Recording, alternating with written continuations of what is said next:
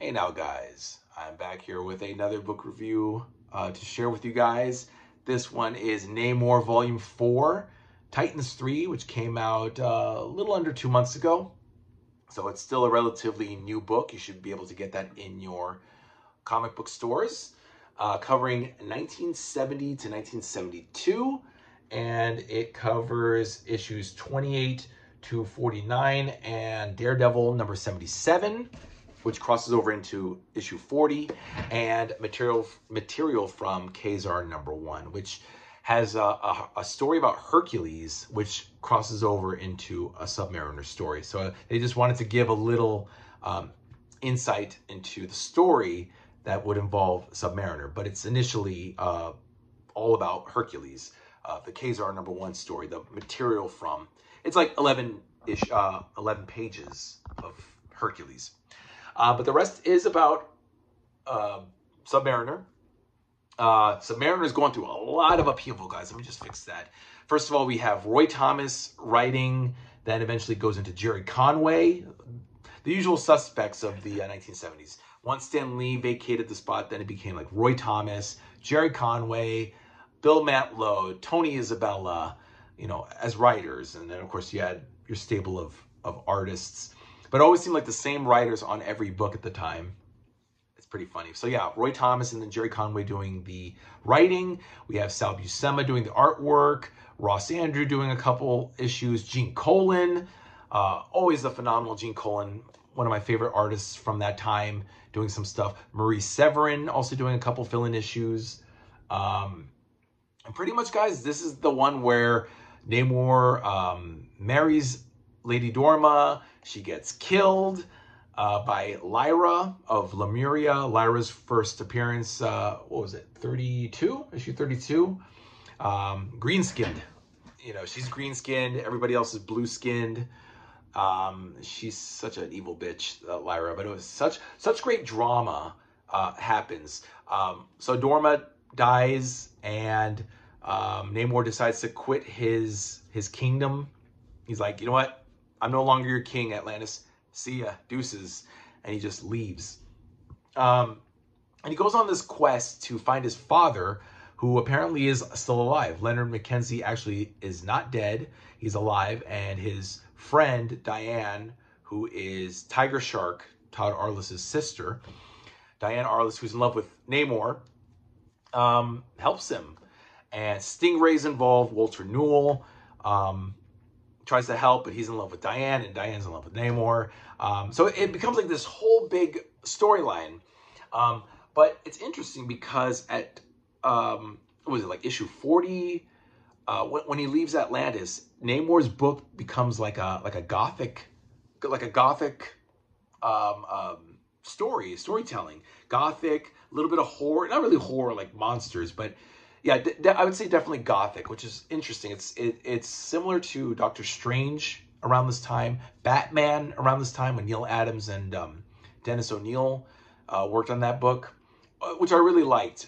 Definitely the Jerry Conway, Gene Colan combo, or Roy Thomas and Gene Colan. Anything with Gene Colan is just phenomenal. Just his style is just so beautiful and haunting. And of course, Gene Colan throws in some hippies. What issue was it? There's at one point he's on the run. He's Namor. He's hiding and he's wearing this trench coat, and he comes upon this concert, and all these hippies, these flower children are there, and they're like, "Hey man, hey, come hang out with us, sit on this grass." All these chicks are hitting on Namor because he's so sexy. But I mean, I was thinking Gene Colan had a thing for hippies. Like, I don't know if he was a hippie himself or whatever. I think he was too old by then. He was like already in his 40s. But yeah, he drew a lot of hippies, the kids of the time. And I just thought, wow, I'm reading a story of something that was very prominent back then. Hippies and long hairs and Vietnam and drugs and all that stuff. Far cry from what Jack Kirby and Steve Ditko used to draw. They would never draw hippies. At least I don't think. But anyway, but a lot of really mature storytelling. I mean, I don't want to spoil it for you guys, but Namor does find his father, and then things don't go too well. I just finished reading this arc where Namor and Doctor Doom team up against MODOK to find the Cosmic Cube. Those are the last 3 issues, 47, 8, and 9. Even in the beginning, I mean, Namor fights with Atuma, Bira or Byra, I think his name is, Bira. He discovers that Ichthon, his scientist, is a traitor, and he's been working for Atuma. So it's like Namor just cannot trust anybody, and all his loved ones are getting killed. Well, Lady Dorma's the only loved one, and man, I really feel for Namor, guys. I don't even call him the Submariner. He's Namor. He's like a buddy, a friend. You definitely take on a journey. You take on the journey with him, and he goes to he leaves Atlantis. He goes to Boston to find his father. He ends up in Chicago because he's traumatized by his father, and he becomes amnesiac. And then he's on a train with all these hobos and bums and derelicts, and then he meets this girl Cindy, who forgets about Diane, because again, he has amnesia, so he forgets about Diane, forgets about Walter, forgets about everything, he doesn't even remember that he's a prince or a king of Atlantis. He just knows his name is Namor the Submariner, and he's just fighting at this point. And then he hooks up with Doctor Doom, and Doctor Doom he recruits him to find the Cosmic Cube. It's all over the place, but it's actually really well told. I really enjoyed it, guys. Thumbs up again. I think we have one more volume before this series ends with issue 72. And if I'm not mistaken, so this has 24 issues total. So yeah, issue 50 to 72 would be 23 issues. That would close out the whole series. If there's no crossovers or annuals, I don't think.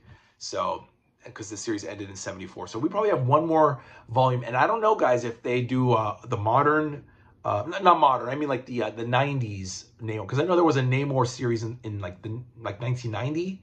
89, 1990. So I don't know if they're going to do like a jump like they did with Ghost Rider, like what they did with Danny Ketch. Who knows? I don't know. But in the meantime, guys, awesome series. Loved the 70s stuff, the artwork, the politics, if you will. Get it, guys, in your store. 512 pages, but I read it in about two days. So if you're as fast as me, guys, I think you'll enjoy it. Lots of good stuff. Oh yeah, the Human Torch appears.